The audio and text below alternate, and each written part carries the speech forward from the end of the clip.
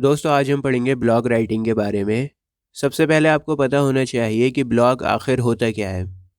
देखिए, जब आप कोई भी टॉपिक सर्च करते हो ना इंटरनेट के ऊपर और वेबसाइट को ओपन करते हो, उस वेबसाइट पर जो कंटेंट लिखा हुआ होता है उसे ब्लॉग कहते हैं। जैसे फॉर एग्जांपल मान लो मैंने सर्च करा व्हाट इज़ 5G। अब ये जो वेबसाइट है इस पर जो कंटेंट लिखा हुआ है इसे आप कहेंगे ब्लॉग। जैसे मान लो मुझे कोरोना वायरस के बारे में पता करना है तो मैं इंटरनेट के ऊपर सर्च करूँगा कोरोना वायरस। तो वो जो डिटेल्स आएंगी, जो कंटेंट आएगा लिखा हुआ, उसको ब्लॉग कहेंगे। ब्लॉगर का जिस भी फील्ड में इंटरेस्ट होता है वो उसमें राइटिंग करता है। और हर ब्लॉगर के अलग अलग व्यूज़ हो सकते हैं, अपने व्यूज़ को शेयर करता है वो। जैसे मान लो इंटरनेट है, 5G है। अब एक ब्लॉगर ये लिखता है कि 5G बहुत अच्छा है, अगर 5G आएगा इंटरनेट तो फिर स्पीड बढ़ेगी, हम बहुत सारे काम कर सकते हैं, टेक्नोलॉजी एक अलग लेवल पर लेके जा सकते हैं और पढ़ाई करना बहुत आसान हो जाएगा, हर बच्चा पढ़ सकता है। इंटरनेट से हम बहुत सारी चीज़ें कर सकते हैं, बहुत सारी फैसिलिटीज़ हमें मिलेंगी। जबकि दूसरी तरफ एक ब्लॉगर वही 5G के लिए, वही इंटरनेट के लिए लिखता है कि ये हमारे एनवायरनमेंट के लिए ख़राब है, ये इससे नई नई बीमारियां पनपेंगी, हमारे ब्रेन के लिए अच्छा नहीं है ये। ठीक है, टॉपिक तो एक ही होगा लेकिन अलग अलग व्यूज़ हो सकते हैं ब्लॉगर के। अब मैं आपको बताता हूँ कि ब्लॉग का स्ट्रक्चर किस तरह का रहेगा। सबसे पहले आपको ब्लॉग का टाइटल लिखना है साइड में। उसके बाद आप एक क्रॉस लगाओगे, उसके नीचे दो एरोज़ बनाने हैं आपको कुछ इस तरह से। फिर आप एरोज़ के बराबर में लिखो वेबसाइट का नाम और स्लैश डाल के दोबारा से टाइटल का नाम लिख दो।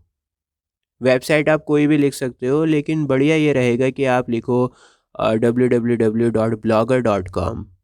ये आसान भी है, याद भी हो जाएगा आपको, अच्छा भी है। फिर राइट साइड के ऊपर आप देखो, यहाँ पर ना आइकन्स हैं, मिनिमाइज़ का, मैक्सिमाइज़ का, क्रॉस का। नीचे भी कुछ आइकन्स बना रखे हैं। जिस तरह से कंप्यूटर में होता है ना, आपने देखा होगा, वैसे आइकन्स आपको यहाँ पर भी बनाने हैं। और इस पूरे सेक्शन को कहा जाता है, जो ऊपर वाला सेक्शन है, इस पूरे सेक्शन को कहा जाता है हेडर। दोस्तों लेफ़्ट साइड में आपको लिखना है आर्काइव, उसके नीचे रिपोर्ट और उसके नीचे लिखोगे अब्यूज़। इस पूरे सेक्शन को, लेफ़्ट वाले सेक्शन को कहा जाता है साइड बार। और बीच में आपका मेन कंटेंट एरिया होता है जहाँ पर आपको ब्लॉग लिखना होता है। यहाँ पे सबसे पहले आप टाइटल लिखेंगे। तीनों जगह पर एक ही टाइटल रहेगा आपका, ऊपर कॉर्नर में, फिर वेबसाइट के पास में स्लैश डाल के, और मेन बॉडी में, तीनों में एक ही टाइटल लिखो आप।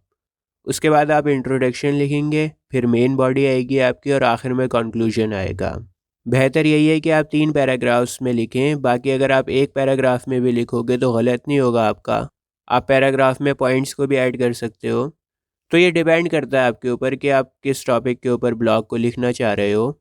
और दोस्तों आखिर में आप लिखेंगे सी। सी यहाँ पर सर्कल कर देना इसको, इसका मतलब होता है कॉपीराइट। यह आपका कंटेंट है, बिना आपकी परमिशन से कोई भी यूज़ नहीं कर सकता। और फिर लिखना है all rights reserve to the blogger only. और राइट साइड में लिखना प्राइवेसी पॉलिसी। नीचे वाला जो पोर्शन है इसे कहते हैं फुटर। अच्छा, यहाँ पे डायग्राम भी बना सकते हो आप लोग। देखो, डायग्राम अगर टाइम है तो ही बनाना, नहीं तो मत बनाना, क्योंकि 4 मार्क्स का क्वेश्चन है यार। आप इतना ज़्यादा टाइम इन्वेस्ट नहीं कर सकते हो इसमें। कभी पता लगे आप एक बढ़िया सा डायग्राम बना के उसमें कलर करने लग रहे हो।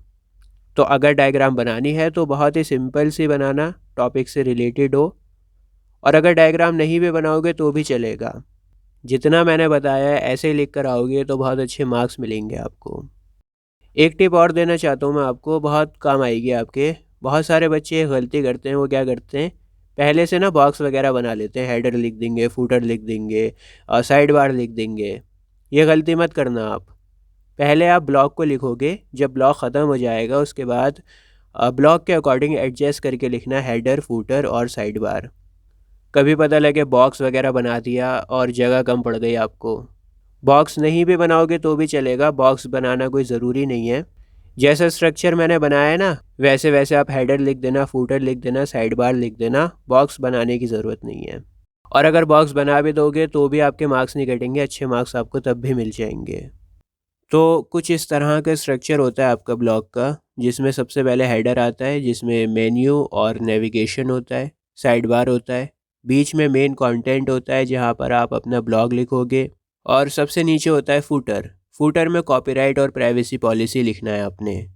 अच्छा, ब्लॉग राइटिंग में मज़े की बात यह है, मान लो आपके पास ना बहुत कम टाइम बचा है, या मान लो आपको क्वेश्चन समझ में नहीं आ रहा, आपको समझ में नहीं आ रहा कि मैं क्या लिखूं, तो आप क्या करो, हेडर और फूटर ही लिख कर आओगे ना एग्ज़ाम में, तब भी आपको मार्क्स मिलेंगे। जी हाँ, सिर्फ हेडर और फूटर लिखने के आपको आधे मार्क्स मिलेंगे। तो अगर समझ में नहीं आ रहा या टाइम नहीं है तो क्वेश्चन को छोड़ना मत, क्वेश्चन का हेडर और फूटर लिख कर आ जाओ, उसके आपको आधे मार्क्स मिलेंगे।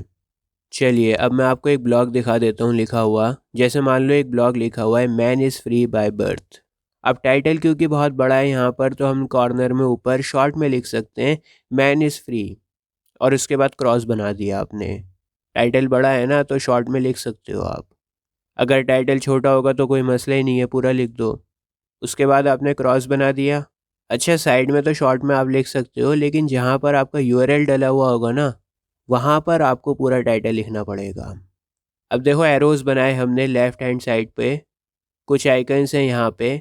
तो ये हमारा हेडर हो गया कंप्लीट। फिर साइड बार में आप लिख सकते हैं आर्काइव रिपोर्ट अब्यूज़।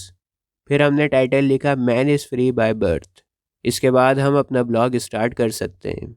दोस्तों यहाँ पे ब्लॉग को स्टार्ट किया गया है एक क्वेश्चन से, have you seen a baby in a solitude. Solitude कहते हैं अकेलेपन को। इस तरह का सवाल आप ब्लॉग के स्टार्टिंग में भी लिख सकते हो, बीच में भी लिख सकते हो, और ब्लॉग को ख़त्म भी कर सकते हो सवाल के साथ में। ठीक है, तो इंट्रोडक्शन में यही कहा गया है कि एक बच्चा फ्री पैदा होता है, उसमें कोई भी फ़िल्टर नहीं होता, कोई भी रूल नहीं होते उसकी अपनी एक अलग दुनिया होती है। तो क्या हम सब भी प्योर और फ्री पैदा नहीं होते क्या? हम भी तो बाकी बच्चों की तरह फ्री पैदा होते हैं बिना कोई रूल के, हमारी अपनी अलग दुनिया होती है। इसके बाद हम अपनी बॉडी के ऊपर आते हैं, यहाँ पर हम अपनी बात को कहेंगे अच्छे से। तो यहाँ पर हमने लिखा कि जैसे जैसे हम बड़े होते हैं, जिस समाज में हम पैदा होते हैं वैसे हम बनने लगते हैं।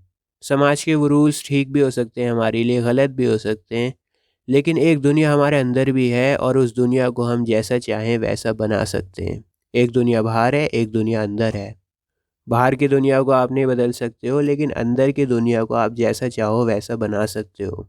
हम समाज के इशारों पर चलते हैं, जो अक्सर वजह होती है हमारे खुश ना रहने की।